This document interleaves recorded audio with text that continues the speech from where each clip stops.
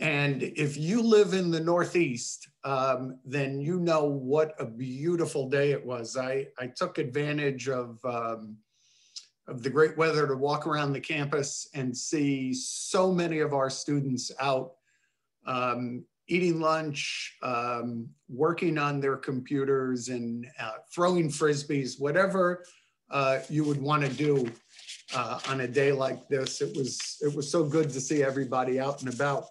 We have a great program for you tonight called Healthy Hawks, and it is to talk about our response to the COVID pandemic and how we are going to help to keep you or your sons or daughters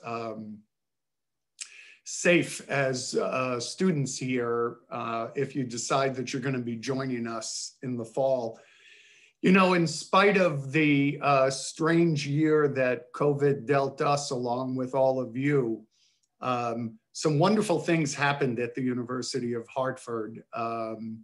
Most recently, our men's basketball team won the America East Conference, which is our conference, and had a trip to the NCAA men's basketball tournament. Unfortunately, our first game was against Baylor, who of course turned out to be the eventual champion, but it was a great run for our guys. Early in the pandemic, if I look back a little bit, we housed first responders on campus. And when they were in short supply, we made protective gear, 3D face masks and other gear for medical professionals. Our faculty are all stars. They learned new ways to teach and collaborate with their students in all areas of study, including in the visual and the performing arts. We invested in our students and families with additional financial assistance and achieved the highest retention rate in the university's history. We had meaningful conversations about racism and inequity as we all learned together. We added new academic programs that are coming online this year, including occupational therapy, stage management and technical theater, aerospace engineering, to name a few.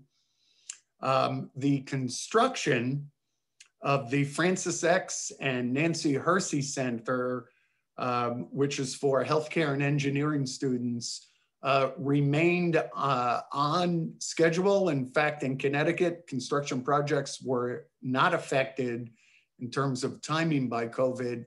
So we're actually ahead of schedule and look forward to opening that facility up to all of our students in the fall. And finally, and most importantly, which is the theme of this evening, our students, faculty, and staff remained safe throughout the year. We didn't have to pause. We didn't have to go all remote. Our students lived safely in the residence halls.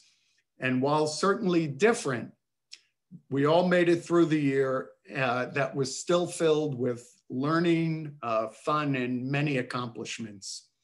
Let me just say 2 or 3 things about next year, and then I will introduce our panelists. The university will, of course, follow all public health guidance, but we intend to use in-person classes next year as our primary course format. As more faculty, students, and staff are vaccinated, we hope that many of the COVID restrictions and protections will be able to be scaled back some, leading to a more active and what we would all consider normal life. And finally, and most important, as I speak to you as the Dean of Admissions, we have 414 students who have sent in their admission deposits thus far, which happens to be more than last year at this time or the year before pre-COVID. So we are so excited to know of your interest in the University of Hartford and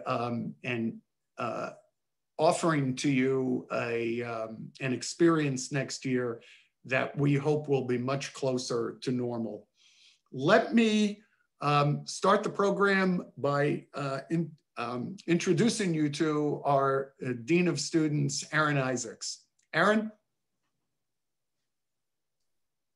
Rick, thank you for the introduction, and good evening, prospective students, families, parents, and welcome. And, I was really excited to be a part of this call to talk about, what we did and what went into this year. Rick had mentioned, we talk about the success, and it's amazing we're talking about success in a pandemic. So we have to understand, that this is not ideal. This wasn't ideal.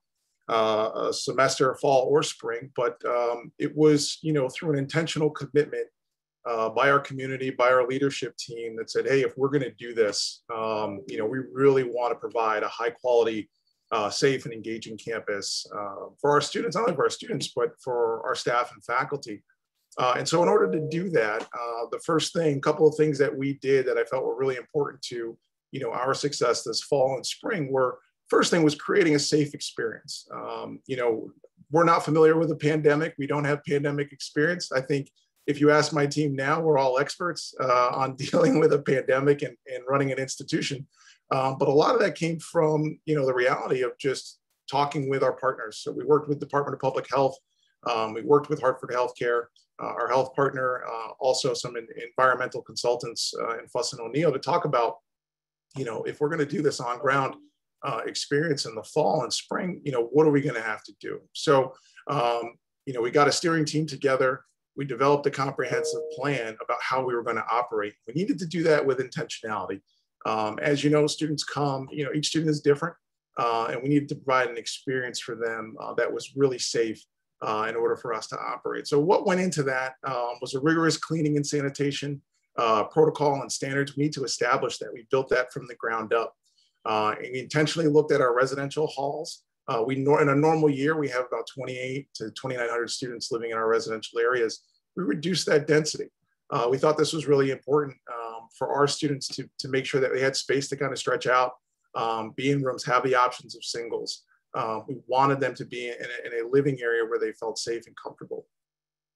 We also implemented a robust testing strategy. So in the fall, we were randomly selecting students. About 30% of our population in the residential areas were getting tested.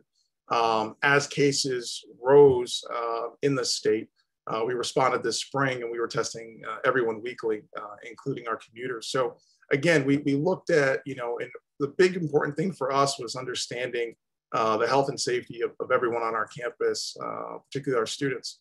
As you all know, as we were learning early on in the pandemic, there was a lot of talk about contact tracing. And I think for a lot of us, we didn't know really what went into that. And as we started to learn, what was necessary to do that, we made the choice to partner with a third party. Our job, going back to my original statement, was to make sure folks were healthy and safe. We need to know what their condition was. So if they tested positive, who they were in contact with, and we needed that information quickly. We couldn't wait to respond. And so with our contact tracers, we've been able to get that information, within 24 hours or sooner on, if there was someone with a close contact, if someone tested positive. And with that information, we built a team of staff and some contractors to go ahead and build out our isolation and quarantine space. We worked with our dining services. I think if you saw other schools early on in the pandemic, they weren't doing so well with isolation and quarantine when students tested positive or close contacts. So everything from bologna and ham sandwiches. And I was happy to say that was not us. What we did in our isolation and quarantine space was unbelievable. We partnered with dining services. We understood that, students tested positive. It wasn't their fault. And we wanted them to have a safe experience where they could recover, get better, and get back into the community. So we provided, regular warm meals 3 times a day. We had concierge service where students, if they wanted a coffee, they could get a coffee. We picked up their laundry. We took out their trash. Again, we really wanted to take care of our community. And I think that helped contribute to, some of our ability to stay open and keep students happy. And then the big piece about this whole thing and why we're on this call is our Healthy Hawks pledge. And so once we had all of these protocols and procedures built and put in place, we engaged our students. And we wanted their feedback and we wanted their participation, because none of this happens without a commitment to the university and to each other to make really healthy choices. And so we were able to work with our student government and come up with our Healthy Hawks Pledge, which required students to kind of really, when you're talking about 18 to 20-year-olds, to think about not only themselves but others. It's a bit of a challenge, and I will say that our students and our community met that challenge, and it became a sense of pride for them this past fall and spring. The second thing that we did that I thought contributed to our success, and again I put that in the stage of pandemic, was engaging students safely. We had built this really robust strategy to operate. Now we needed to go back to how do we connect with students? How do we build connection and community when you're in a pandemic where social distancing is the way you keep everybody safe? So I will say we lucked out this fall. The weather cooperated, so we were able to do some incredible events. Typically students would travel into West Hartford or Hartford and leave campus to do activities. And with areas mostly going to grab and go, we needed to bring that excitement and energy onto campus. So working with our Office of Student Engagement and Inclusion in Residential Life, we were able to put on regular programs and events for students safely outside. We had music events, ice cream socials, magicians coming onto campus, regular pop-up events, and we ended up building some traditions that I think are going to stay with us as we move into the fall. So one of the things we did, we came up with our themed weekend days. So we did Friday Flicks and food truck Fridays. We had local trucks from the state of Connecticut come on, serve food. We showed movies. Again, all socially distant with our protocols. We had Sweet Saturdays where our student clubs, we'd anchor that with some dessert trucks, and our student clubs would put on events and activities for students to get out. And then on Sundays, we had self-care Sundays. It was incredible to see, a couple hundred students out doing yoga on the lawn on Sunday. But again, we got creative, and it really pushed us, the pandemic pushed us to think differently about how we needed to engage students on and off on campus. And so, part of that success was, working with folks in residential life. And so, we were, as I stated earlier, we had to reduce our occupancy and spread folks out. And so you still have to maintain some connection. So we really, our RAs and our residential staff stepped up. Intentionally, we're trying to connect with students and reaching out to them, making sure, students who are in a single at least knew somebody that they could connect with, to make friends, build those relationships. So, a lot of, all things considered under a pandemic, I think, a lot of our success goes back to, our commitment as a university to really provide a high quality experience. And then our students' commitment and our community commitment to each other to keep each other safe. And so knowing that, I'm really excited about what the fall is to bring. Right now, we are closely monitoring, vaccine rollout. And as Rick stated earlier, really providing an in-person experience. That is the goal. That is what I'm motivating my teams to do this fall. So we're really, really excited about it. And we're hopeful for the fall. We're hopeful conditions around the pandemic start to lighten up. And we're able to do some of the really incredible traditional things that we've done. So just a quick highlight of what we've done this fall, why we were successful. And at this time, I'm going to turn it over to Katie Kitchens, who has been heading up our testing strategy and all things COVID for us at the university. So Katie, all yours. Thanks so much, Aaron. So hi, I'm Katie Kitchens. My regular job is the Director of Student Services and Advising in the Center for Student Success. And this year, obviously, COVID has changed things for all of us. And for me, that looks like I'm doing a lot more pandemic work. As Aaron mentioned, I become sort of the go-to, and even my family and group of friends, for anything questions COVID related. But I think in terms of the university's response to COVID, obviously, a tremendous challenge for all of us in so many different ways. And I think the theme that's really emerged for me of how we've been able to tackle this is about partnership. So whether that's leveraging existing partnerships, building new partnerships, or really just leaning on each other as a campus community to come out of this, I think, even stronger than before we went into it. It's really been all about these partnerships. So I'll talk a little bit about each one and how they've sort of influenced our overall COVID response. So as Aaron mentioned, our testing protocols, we, have never had to test every single student for something before this semester. And so working with Hartford Healthcare, our health services partner, they've really been instrumental in helping us manage that efficiently, safely, effectively. I mean, they're the medical experts, right? So I didn't go to medical school, but I've been so lucky to be able to rely on that partnership to get feedback and input on anything that we're trying to tackle, to make sure that we are always in line with current recommendations, and anytime it's possible, going even above and beyond to keep our students healthy and safe. So I've really been lucky to be able to work with Hartford Healthcare through our testing, but also our partnership with Fuss and O'Neill on wastewater testing. So one thing that definitely stands out to me as COVID response and COVID testing is just the strategy that goes into developing a testing plan that can really manage and control and then prevent any COVID outbreaks on campus. And so being able to pull lots of the different levers to this type of test in this circumstance and that type of test in that circumstance, we've really been able to rely on our partners to give us guidance so that we can use those all those different levers strategically. And then, with contact tracing, I know Aaron mentioned that we were able to contract out to a third party to handle our contact tracing, which I can't say enough good things about. I mean, that was a new partnership that we built in this pandemic, and I think I'm so grateful for it, because we've contracted with a team of nurses who handle all of our contact tracing, and it is incredibly efficient and incredibly effective at identifying potential clusters of cases so that we can get people quarantined quickly to prevent outbreaks on our campus. And I think that's one of the keys to our success this last year, has been the speed with which we are able to trace contacts of a COVID positive case, and then the efficiency with which we're able to relocate those students so that we're keeping the people around them safe and protected. And so the ability to work with those partners, and we meet every single day to talk about our students, our current cases. They're doing medical check-ins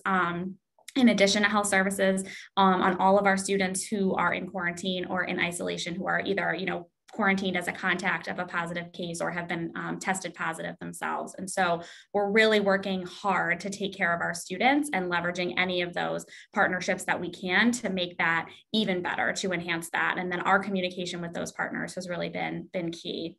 When it comes to, I know I touched on isolation and quarantine, and there are different terms for different things. It's all, very familiar to me, but, perhaps not as familiar to everyone. But it's really been a university-wide effort when we've all really come together to support each other and to support the students in making sure that we are providing a safe and comfortable and clean and healthy environment for our students who do have to be relocated due to quarantining or isolating. And so what do I mean by university-wide effort? I mean, we have folks from dining services, from Aramark and residential life and facilities and our medical team and our contact tracing team all coming together every couple of days. I mean, we meet multiple times a week to talk about how are things going, where are their questions, to make sure everybody's always on the same page. When we have so many different teams working together, making sure that, and all kind of playing their different roles, we always want to make sure that we're working with each other, right? And not against each other, that we all are there for each other and meeting all the students' needs. And, I've been really excited in particular about what we've been able to do through our partnership with Aramark and I know Aaron was talking about what we, providing 3 meals a day, keeping the spaces clean and sending out for laundry and all of that. I mean, I joke with my husband, I would like to go spend some time in our quarantine spaces on campus and just take a little rest because it's really been full service, but not just full service because it's the right thing to do. These students are in an incredibly stressful situation. It's very disruptive, and we just want to make it as seamless and comfortable as they can possibly be, given the circumstances that would find somebody in quarantine or in isolation. And so we're always looking for ways that we can sort of surprise and delight our students, even when they're facing something really challenging. One of my favorite examples of this, and you know, Aramark has been wonderful with this, is we did unfortunately have a student who was in quarantine on their birthday, and Aramark baked them a very nice cake and sent it over, and just to make them, you know, let them know they're, you know, we're thinking about them and they matter to us a great deal, and we know that this isn't ideal, but we just really, you know, felt for that student in particular and wanted to do something really special. So there's lots of examples of things like that, and I've been really proud of the partnership that we have with Aramark, and you know, really with all of these operations across campus that have come together to make this a successful and safe year for us. So that's, I know Amy Wisniewski from Health Services will definitely want to say more about the partnership with Health Services and Hartford Healthcare, and she can talk a lot more about how, you know, we plan to leverage that partnership moving forward. So Amy, I'll leave it to you. Hi, my name is Amy Wisniewski. I'm a nurse practitioner at Health Services and the program manager. And I agree with Katie. I think we are so successful with the COVID response on campus due to the partnership with Hartford Healthcare. And for people that don't know Hartford Healthcare, it's the largest fully integrated health system in Connecticut.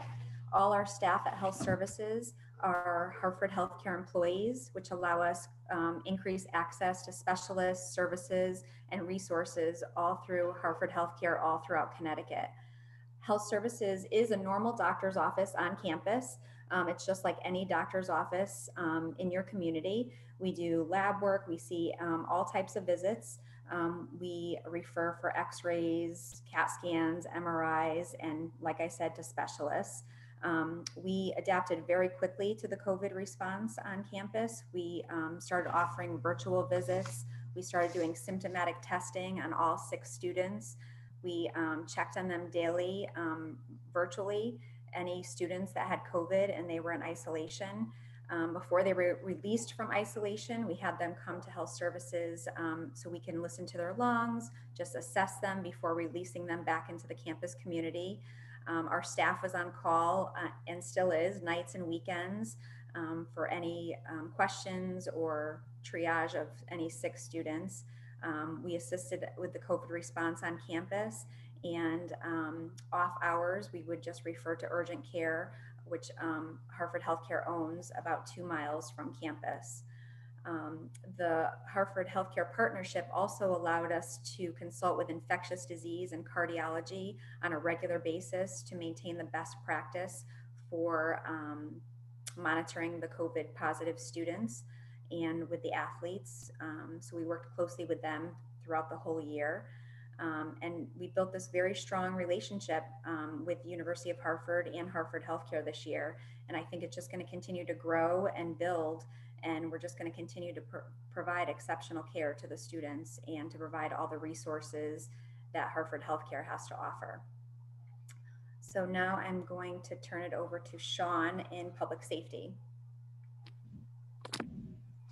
Good evening, everyone. I'm Chaun Jones with Public Safety. I run the Community Relations program for public safety, which includes the Student Ambassador Program. Student Ambassador Program is a group that's made up of students that assist public safety with a less than high priority. Our part in assisting with the COVID response was to use the ambassadors to ensure that our community was in compliance with COVID policies.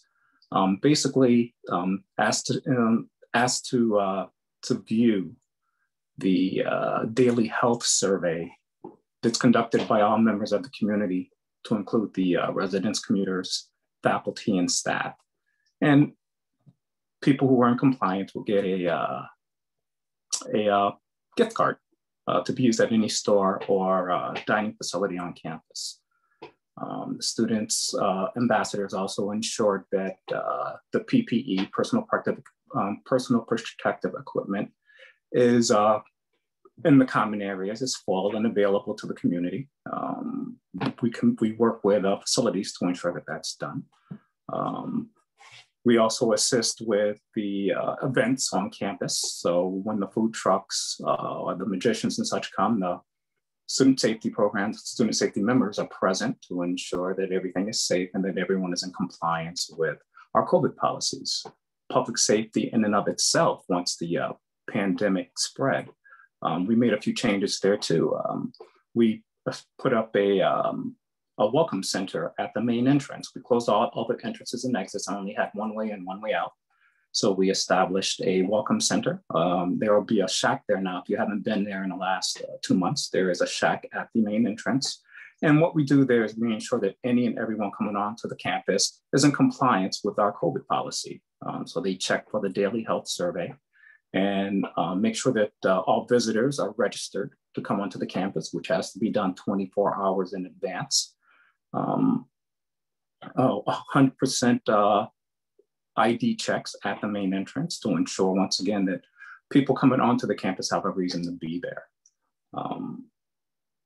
We do random checks throughout the day utilizing the ambassadors. They roam the campus and they'll check with people to ensure that they are in compliance with the daily health survey, regardless if it's a commuter, resident, faculty, or staff.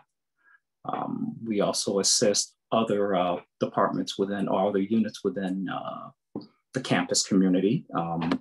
We work frequently with the Res Life department and hand out, and we'll set up tables and assist with the entertainment. We'll set up tables and have giveaways, first aid kits and so forth, pens, pencils, jump drives and so forth. Public safety has also been rebranded to be more community friendly and to be more approachable of our community so that they can come up and provide input on how things are going in our community. Okay, that's pretty much it for public safety and our input in it. We did assist with when someone did test positive or were placed in quarantine, we did assist with transporting them from their residence to their temporary facility where they would be quarantined or isolated. We have new vehicles that were added to our fleet for this purpose to include a repurposed ambulance. It's been rebranded and it's our response vehicle to assist with moving people from quarantine to quarantine. All right, that's pretty much it. And at this time, I will introduce Jim. Hi, everybody. I'm Jim Shattuck. I'm the Associate Provost for Undergraduate Studies at the university. And I want to let you know a little bit about what we're doing from the academic side of the house for our planning for the fall. Yeah, we're planning on a fully face-to-face semester this fall is what our hopes are, but we are also planning behind the scenes in case we have to pivot back to a COVID scenario. So I thought it'd be helpful to share with you how we approached our academic planning this past year. The primary impact of COVID on how we teach our classes was the need for 6-foot distancing was the big issue. And the challenge became, how do we deliver high quality education that we're used to at UHart when the spaces we teach in cannot accommodate our classes? Well, this impacted different colleges in different ways. So in particular, let's talk about the visual and performing arts where we had the biggest impact. For the performing arts, there were no concerts or performances because there were no live audiences. The need for distance for musical instruments and singing with the production of aerosols was an issue. And so the ways we managed that were in the warmer months, we actually had tents put up outside so we could have outdoor classes to allow students plenty of time to have the outdoor air circulation to dissipate any aerosols that would come from their instruments or their singing. Colder months when we had to move inside, we increased the air circulation in buildings. And we also put in some planned time to air out a space to allow for so many air handler changeovers to really void the space of anything that could be harmful there. So our largest spaces on campus therefore became our orchestral and vocal classrooms to help keep students far apart. The Hart faculty really stepped up and did an amazing job to accommodate these changes that had to be made. And they were even able to stream events to virtual audiences, so still have that audience contact. In some ways, it was nice to be able to reach different folks than they might have been able to in a traditional year.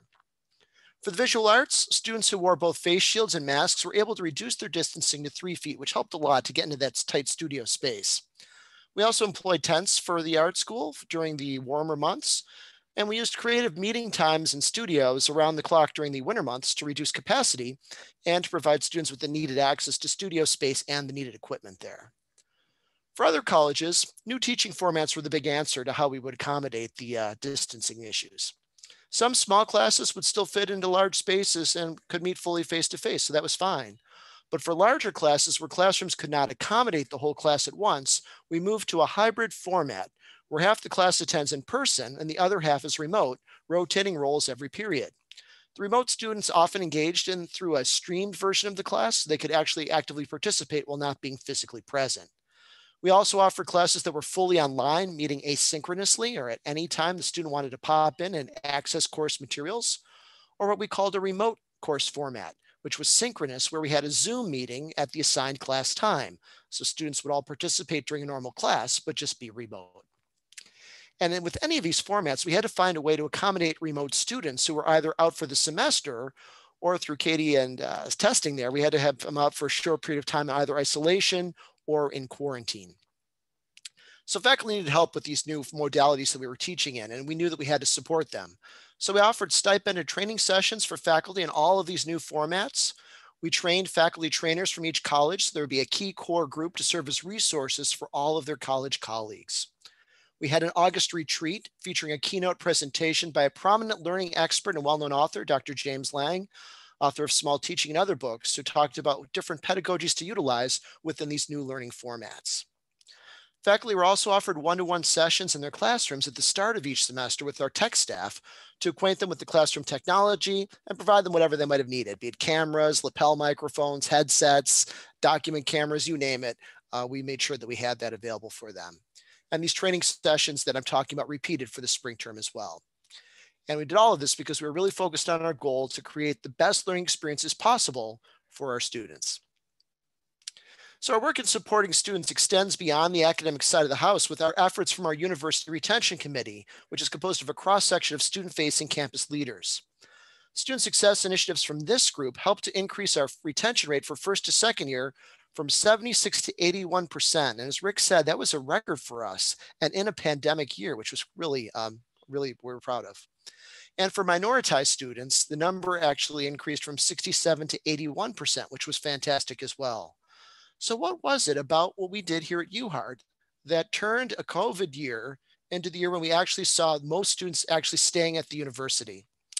Lots of reasons, a lot of great work for the people across campus and all the things you've heard about so far. But I wanted to share with you just 4 activities that came about from retention initiatives that I think played a factor in this as well.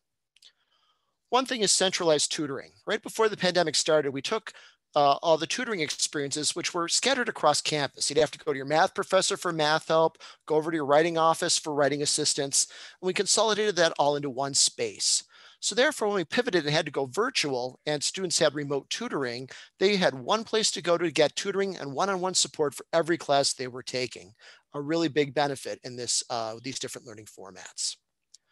We also started a pilot of peer support workshops in key gateway math and science courses, where an upper level student works closely with the faculty member in designing problem sets to guide students in extra practice for these courses. Some of these workshops were also offered in a remote format to make sure we were impacting as many students as possible and supporting them, again, in these different learning modalities.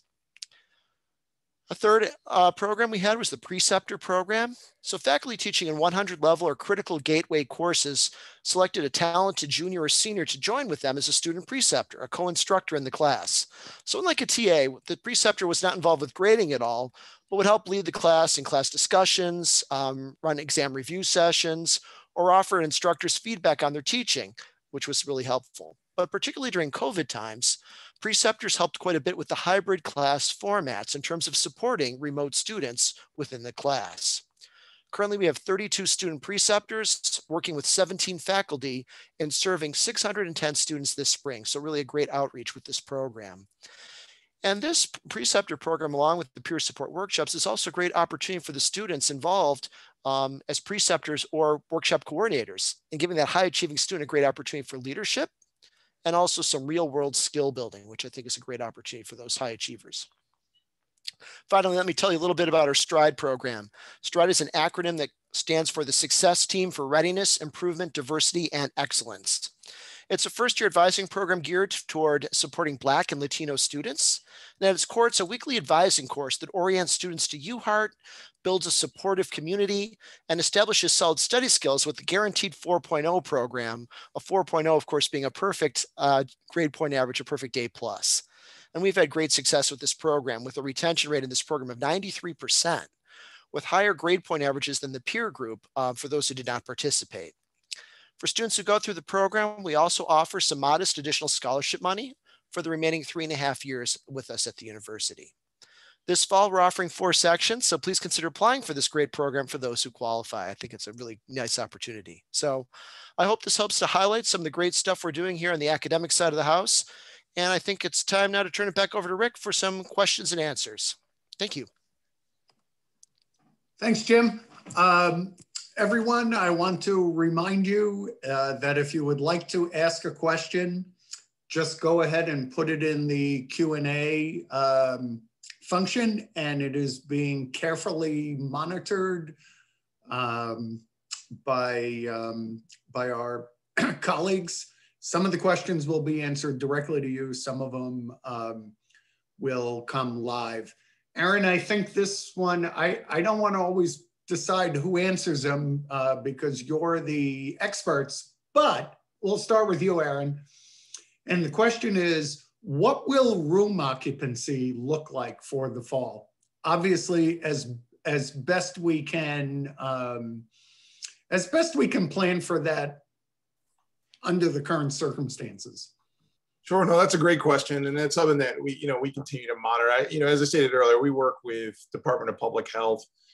They typically give us guidance, our recommendations on, occupancy and what we should do. The fortunate thing for us at the university is that we have, the way we're configured is we have, quite a few apartments in our setups are designed in a way that, we were able to maintain some level of normalcy in terms of our occupancy. So I'm anticipating the fall, to return. We'll still have some space on campus to spread out, but, I don't think we'll be on top of each other, like we would have in a normal year with normal housing conditions. So my expectation is that we'll return to a little bit of normalcy in terms of, how we house students. But, if we get direction from DPH or others, we'll make that pivot. But we're looking to have pretty close to normal in terms of our occupancy this fall. Love to hear about normal. I know everybody does. Next question is, when students join us in the fall, will parents be able to come into the campus area? So I'm anticipating they will. So when we move students in this past fall in spring, parents did accompany them. The way we have it set up is that you'll get a time slot through our Star Res system.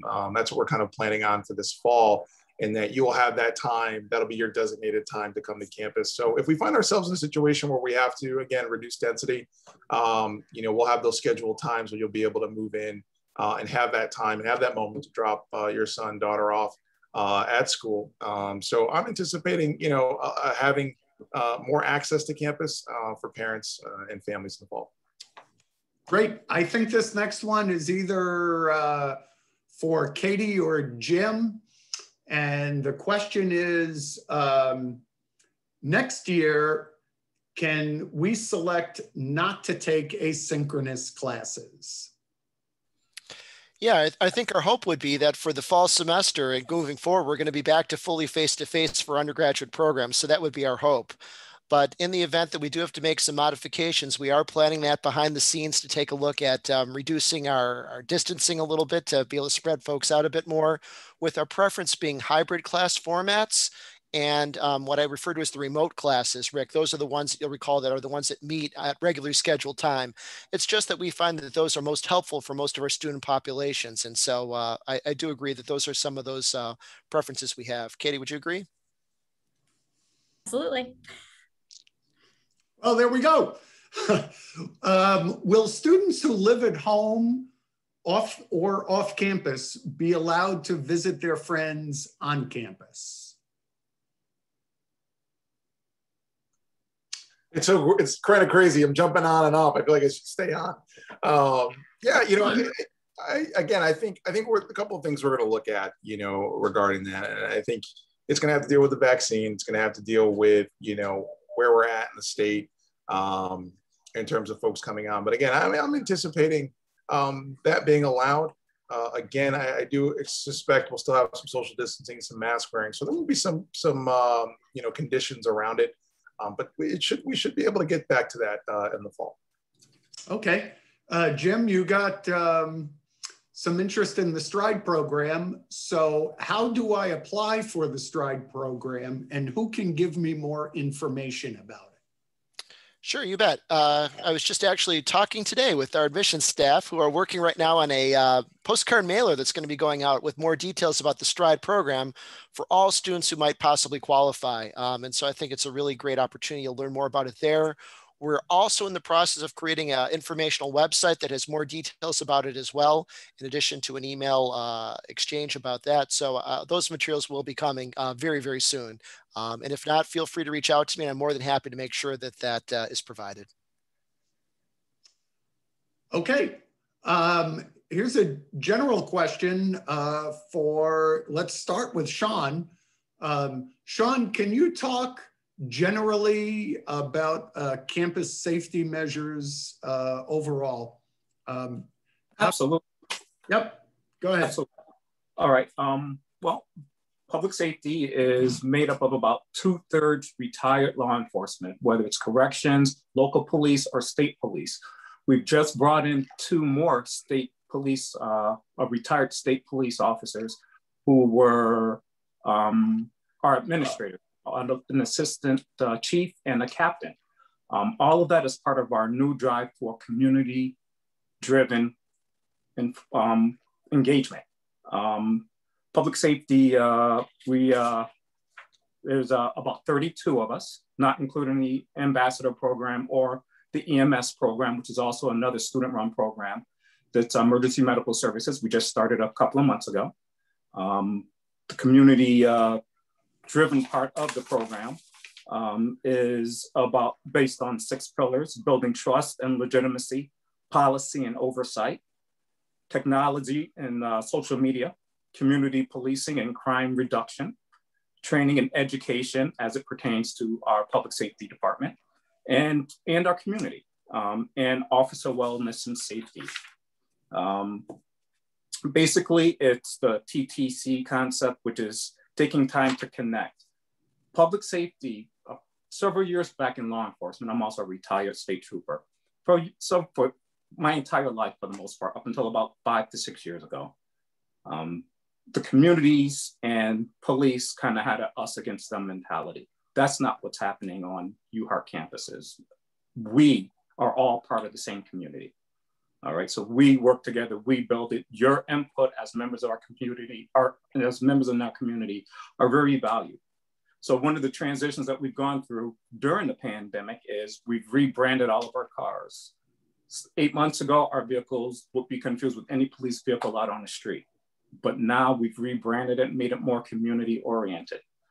We've changed our uniforms. I don't know how well you can see what I'm wearing right now, but we went from the traditional police uniform to a much softer, easily received uniform. We want you to know that we're approachable and that we're here for you.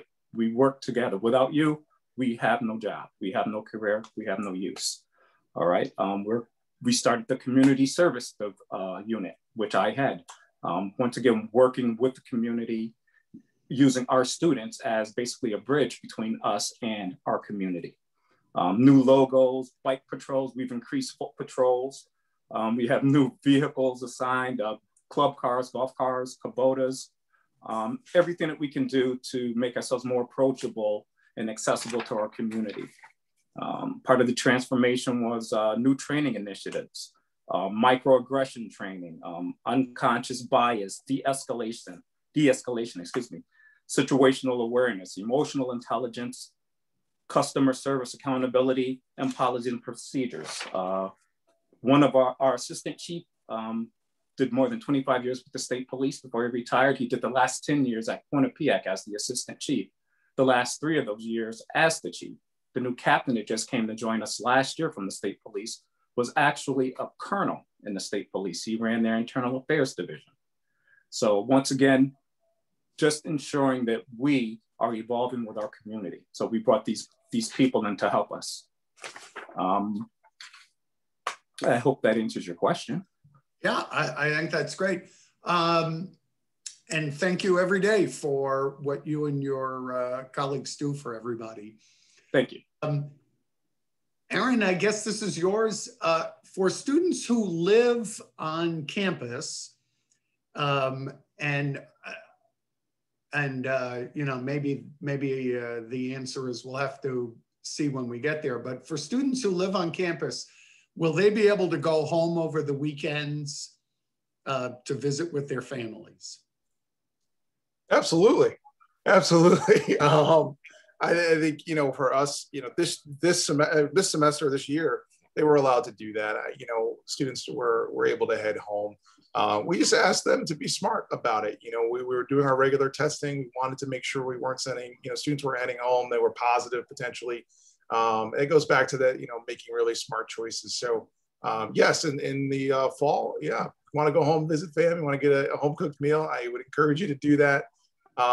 Come back, stop by my office, share some of whatever you got, some good cooking, that'd be great. But yeah, absolutely, absolutely, you'll be able to head home. Okay, great, thanks. Hey, Katie, this is not a specific COVID question, but general question about, you know, what is the next step for students who have decided that they're going to be coming? What is orientation going to look like? How do you get registered for classes? That sort of thing. Yeah, awesome. Oh, I'm so excited to talk about things that are kind of more normal. So orientation this year, since you know, we still are facing some size restrictions in terms of how many people we're able to have in a space on campus at this point, we are going to do virtual orientation sessions in May, as well as more in August. So we have a couple of different options for you to choose from.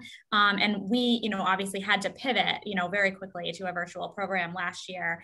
And I think, you know, we had a really creative approach and our team had a lot of fun with it.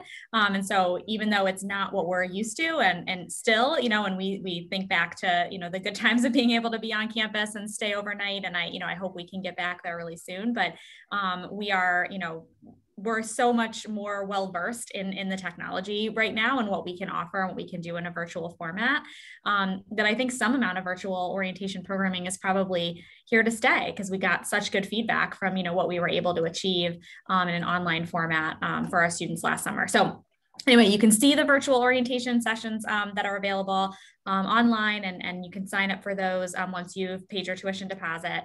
But then we're also planning to be able to get people together once closer to move-in in the fall, maybe surrounding that move-in weekend, and being able to do more of those components of orientation that are really best done in person, where we can help form connections in a different way, and really talk to you face-to-face about the things that you need to know to get a successful start in the fall semester. So we're doing a hybrid approach this year so that we're kind of getting everybody what everybody needs. So that's the orientation piece. Rick, was there something else you were hoping I would talk about with orientation?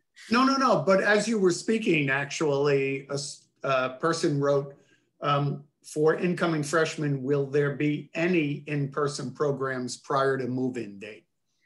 Prior to move-in, there are no planned sessions at this point, but we are obviously working closely with the Department of Public Health to just see what all of our options are. But, you know, ideally we'll be able to bring people back a little bit earlier than normal, to be able to focus just on our incoming students and their orientation to campus. So it wouldn't be, you know, part of the regular move-in process. It would be like a separate and earlier thing. Okay, thanks, Katie.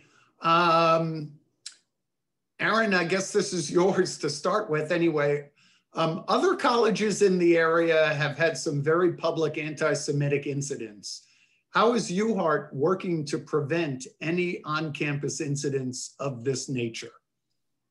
Yeah, so that's a great question, and unfortunately, these things keep happening, you know, in this country, and it's often, you know, impacts, you know, a college community when it happens on the campus. So part of what we do, you know, all incoming students are going to take, you know, training through our EverFi on diversity, equity, and inclusion. So that's part of our training, along with some of our other training with alcohol, EDU, and a few other things. So that's the first piece, but I think there's a commitment, understanding we're 40% students of color from marginalized populations. It is important to the fabric of us and our university that we're educating each other. And I think after the incidents of George Floyd, there was a resurgence in people's willingness to acknowledge that these things are happening. And when they do happen, they can really impact the community in such negative ways. Recently, we had Attorney General Tong on a call in response to the violence that took place in Atlanta with our AAPI community. And so we engaged in the conversation. We talked with, our community partners. We talked with our student clubs and organizations. So, really there's a heightened awareness around this and a sensitivity to it. So that way, when it does happen, it gets reported. And as a community, we come together to address it in a way that, moves us forward. So I will say, I am so proud of the diversity on this campus, but, even more excited about how we include it and how we're working towards including it. I think that's really important. And I think that speaks to, how we address things when we have anti-Semitic, or just, or racist things that happen in our world. It's for us to, name it, acknowledge it, address it, and figure out how we can move on from it. Okay, thanks. Amy, here's one for you. It's a healthcare question. Can you tell me about the mental health services on campus? We do have CAPS, which is the mental health area on campus. And Aaron, you could probably say more about CAPS than me. I'm sorry. No, it's so our counseling and psychological services are on campus. We offer, we have clinical psychologists, psychotherapists on campus. Students can go ahead and reach out to that office if there's a need. There is an intake process that'll take place, and then they will assign you to a therapist should you need it. I think one of the nice things about where it's located, it's in a very confidential area. So if you're walking into our student union, no one really knows, why you're going in there. I think that anonymity is really important. But it's a great service. They do a lot of programs. They offer group counseling, individual counseling. And recently, we were able to bring on a counselor of color. So we're able to really meet the needs of our population in understanding the challenges, around mental health. So do have those services on campus. They're a wonderful team that's working there. And should you come here, we encourage you to stop in and check them out. Great. Chaun, this one's for you. And it's sort of a general question about, does the school have an app for safety precautions and, that sort of thing? Absolutely. It's called Live Safe. I think a number of universities use that application. You can make anonymous tips, or you can have your name attached to whatever it is you want to share with public safety. It's immediately responded to, and depending on the seriousness of it or the reason for the Live Safe contact, you'll get an immediate response, whether it be from a safety ambassador, a public safety officer, or if we have to call on local police officers or an ambulance. Okay.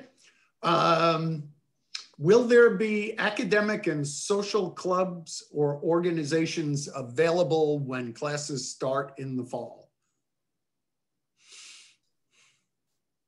Yes, I can't speak to the academic piece. I know they'll be up and operating. I'll let Jim take that one if he wants to. But a lot of our other clubs and organizations, I'm meeting with our Office of Student Engagement and Inclusion now to talk about actually how they're going to reach out to students who have committed and who are coming here in the summertime to talk about how they can get engaged. One of the great things that we do is in the first couple of weeks of class, we have a club fair. So students who are interested in getting involved, you're going to have an opportunity to meet, all the 80 plus clubs and organizations that we have on campus, get to meet students, get to talk to them. We really pride ourselves on our clubs and orgs. It's a great way to meet folks, but also build out kind of that co-curricular experience here at the university. That's and great. For the academic side of things, yeah, all of those groups are definitely well and underway and definitely looking to recruit students for the fall semester as well. I helped coordinate 2 of our honor societies on campus. And I know that they are definitely fully underway, having students come in and planning activities and all kinds of events, being a bit more creative potentially right now, but nevertheless being optimistic that we can return to a normal approach for the fall semester. And as the moderator of this discussion, I will take this moment to plug the admissions tour guides. If you visited the campus and you want to be a tour guide, we actually are bringing on board 15 first-year students to be tour guides right now. So we're looking for first-year students. How many students were living on campus this year and attended in-person classes this semester? So I can give you the count for the fall. So okay. Close to about 2,400 students this fall, and then this spring we dropped to about 2,000 students. So in terms of the course offerings in on ground versus hybrid and flex, you know, I don't know if Jim, you want to speak to that. But you know, again, numbers on campus were reduced. I think some students opted. We gave the option to go remote. And some students, again, because of family situations, immunocompromised, there were different reasons why they chose that. So that was part of, you know, why we were reduced in terms of students living on campus. Yeah, I was going to say, Katie, do you remember off the top of your head what our number is of the students who chose to go remote? I think you quoted it earlier today. Yeah, so for the spring semester, we had about 900 students who are fully remote for their classes, which means over 3,000 are attending classes on campus, right? So 900 is a lot, but the vast majority of our students are still engaging in that hybrid or in-person learning on campus. I was wondering why you were smiling when I read that question.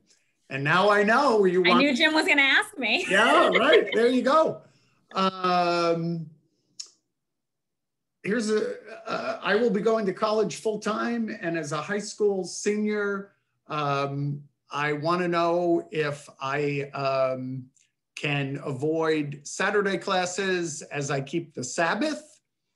And then the other question is, tell me about sporting events, and can students attend sporting events, athletic events now? So we'll work with students on their class schedules. We want to make sure students are able to observe the Sabbath or any other religious days that they have. And so you'll work with the CSS team on your schedule and picking out your courses, you know, to reflect, you know, what your needs are. So, you know, definitely work with them and your advisor.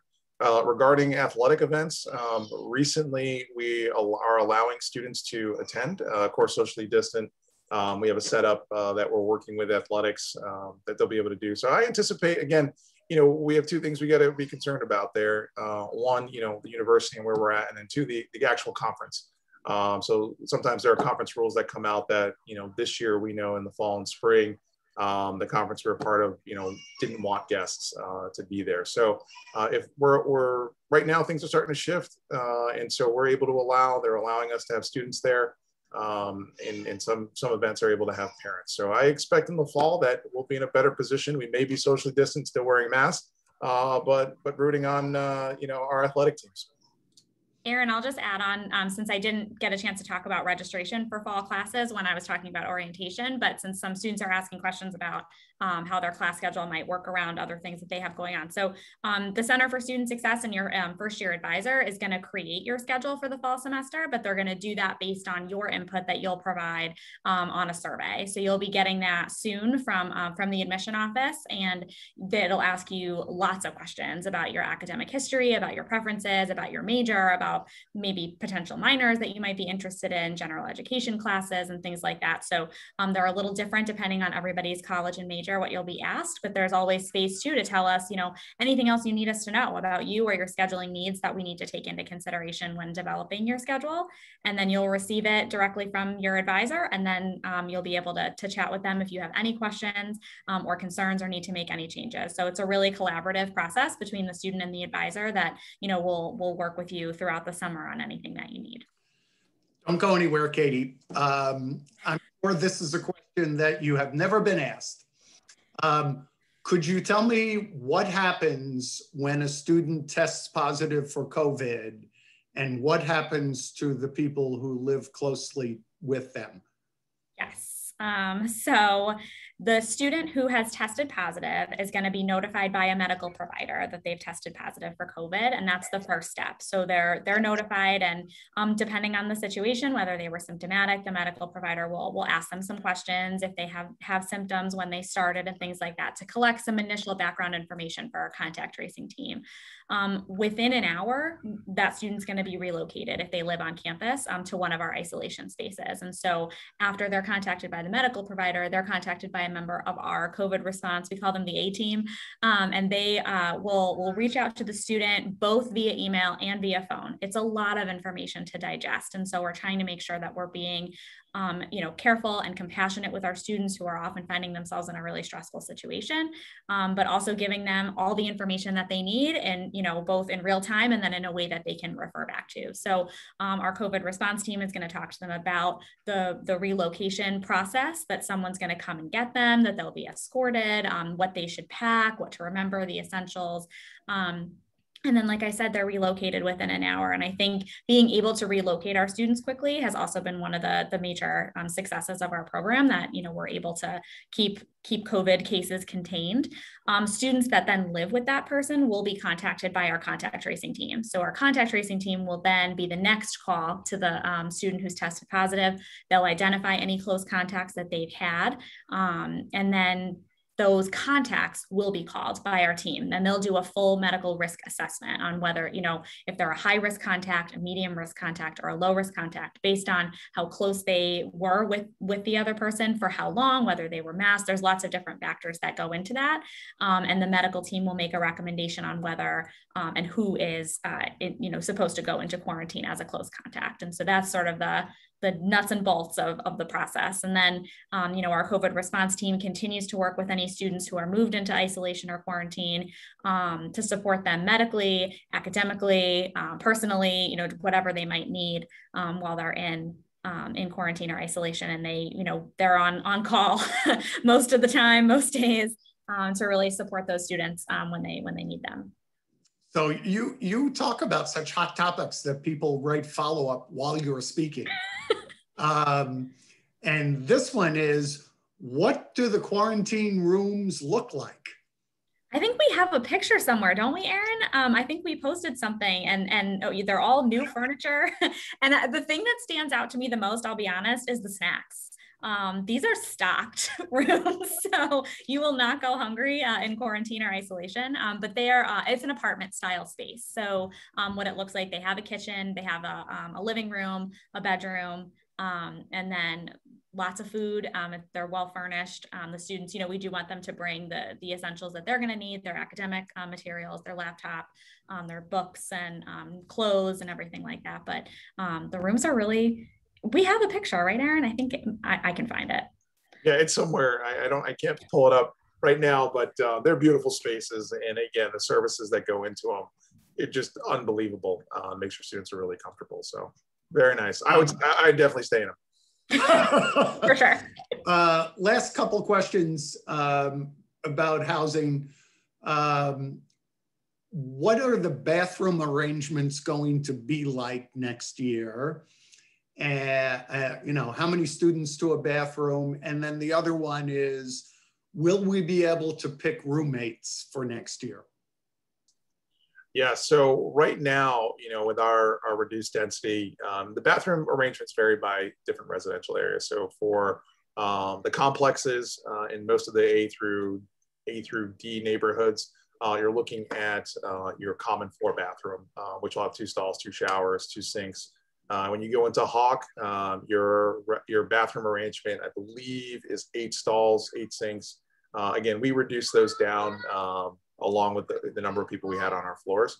And so, again, depending on where we're at going into the summer, will dictate, what those ratios are. But again, we set it up so they're not crowded or have the potential to be overcrowded. So, at any given time, you're allowed to have a couple of folks if you're in the neighborhoods in the bathroom at the same time. If you're in Hawk Hall, again, that was capped at 8. The normal occupancy, I mean, you can have in there at a time is, you know, quite a number of people. So we'll see how it goes this summer. But again, you know, all things going back towards normal, we'll have some normal occupancy going on in the bathrooms. Okay. You know, we're a few minutes into the next hour, so I think we're going to say good evening to everybody. I want to thank Jim and Katie and Chaun and Amy and Aaron for being with us. I want to thank actually, I've been watching the more than 120 families that stuck with us for the entire hour. I want to give a plug to a residential life event that is going to be taking place Monday, April 12th at 7 p.m. So all those housing questions that you have and things will, and things in more detail, things that come up between now and then. Also want to remind students to visit hartford.edu/accepted for a complete list of upcoming events. And you can email admission, no S, admission@hartford.edu with any other questions that you have. So as we always say in these events, everybody stay safe. We look forward to seeing so many of you this fall. Thanks for being with us tonight. Good evening.